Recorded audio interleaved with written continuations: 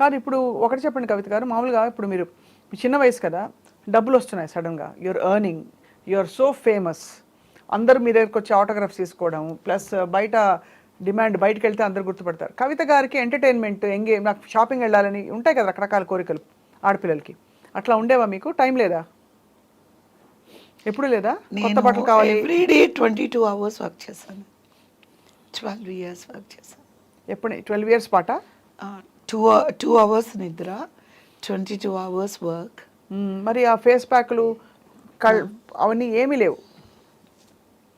మేము పల్లెటూరు వాళ్ళము, ఓన్లీ వెన్న, నలుగు పిండి అంతే, తలకి సీకాయ, మేమే ఆడించుకున్న కొబ్బరి నూనె, ఇది తప్ప మాకేమీ తెలీదు. దాంతో మీరు అలా గ్లామర్ వరల్డ్లో సస్టైన్ అయ్యారు.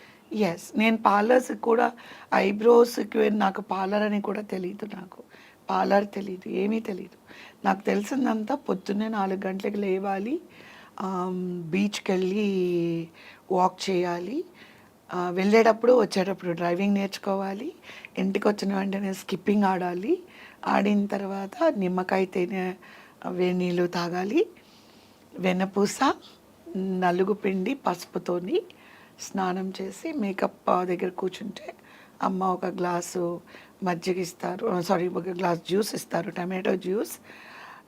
షూటింగ్కి వెళ్ళే ముందు సద్దన్నం. నాకు ఇడ్లీ, దోశ, పూరి తిన్న జ్ఞాపకాలు కూడా లేవు, జ్ఞాపకం లేదు నాకు. ఎందుకు? పథ్యం కోసమా? అమ్మ తెలీదు. అమ్మ ఏమంటారంటే, రాత్రి పాలల్లో అన్నం వేసి శనగలు, నానబెట్టిన శనగలు, ఉల్లిపాయ ముక్కలు, పెరుగు తోడు పెట్టేసి, చాలా చలవా, ఒంటికి మంచిది, ప్రోబయోటిక్. ఇప్పుడు నాకు షాకింగ్ ఏంటంటే, యూట్యూబ్స్లో అంతా చూస్తే దీని గురించి సో మచ్ ఆఫ్ అడ్వర్టైజ్మెంట్, ఇలా తినాలి, అలా తినాలి, ఇది తింటే ఇలా ఉంటుంది, ఇది ఇలా చేయాలి, అదే అంటే నాకు ఇదేంట్రా, ఇదేదో చిన్నప్పుడు బోల్డ్ తిందా అని మా మదరు అలా ఇచ్చేవారు అనమాట. ఆవిరి కూడా ఇచ్చేవారు. నా భోజనం అంతే, మార్నింగ్ టిఫిన్ సద్దన్నం. మీ వెనకాల ఉండేది అమ్మే? అమ్మగారు ఉండేవారు. అండ్ అప్పుడు మరి బట్టలు కొనుక్కోవాలి అంటే ఎక్కడ టైం? నేను ఎప్పుడు కూడా ఒక కర్చీఫ్ కూడా కొనుక్కోలేదండి. నేను సింపుల్గా మీకు విషయం చెప్పేస్తాను, 1 wordలో చెప్తాను. నా జీవితంలో అమ్మ, మా వారు, ఇప్పుడు మా పిల్లలు, అంతే. నేను ఒక కర్చీఫ్ కొనుక్కున్నది కూడా నేను ఆలోచించుకోవాలి ఒక్కసారి. హ్యాంగ్ కర్చీఫ్ ఉంటుంది కదా, అది కొన్నానా అని కూడా నేను ఆలోచించుకోవాలి. అంటే నా లైఫ్లో నేను ఎప్పుడూ షాప్స్కి వెళ్ళలేదు. బట్ ఇవిడ మింటెడ్ మనీ కదా కవిత గారు, చాలా డబ్బులు వచ్చి ఉంటాయి మీకు.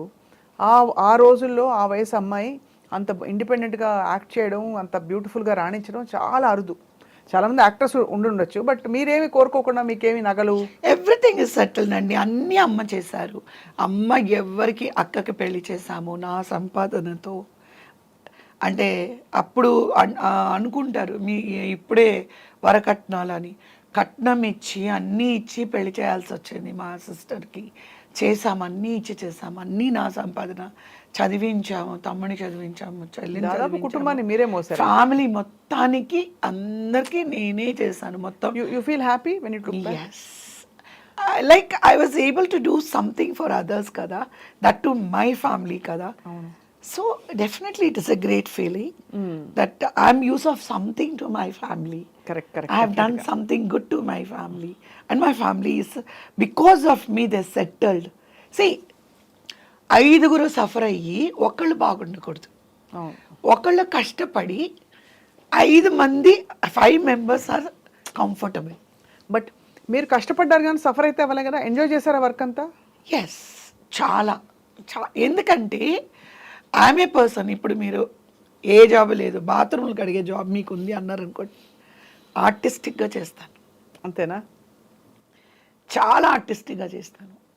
బాత్రూమ్ కడగడం అనేది కూడా ప్రపంచంలో ఎవరు కడగనంతగా, అంత 100% నా మైండ్, సోల్ దాంట్లో పెట్టి, ఎంత పక్కా మీరు ఎదురు చూడనట్టుగా అంత పక్కగా. అంటే నేను ఏం చెప్పబోతున్నానంటే, మనము ఒక పని తీసుకున్నామంటే దాన్ని ఒక దైవంగా భావించి చేయాలి. Put heart and soul and do it, otherwise don't accept it.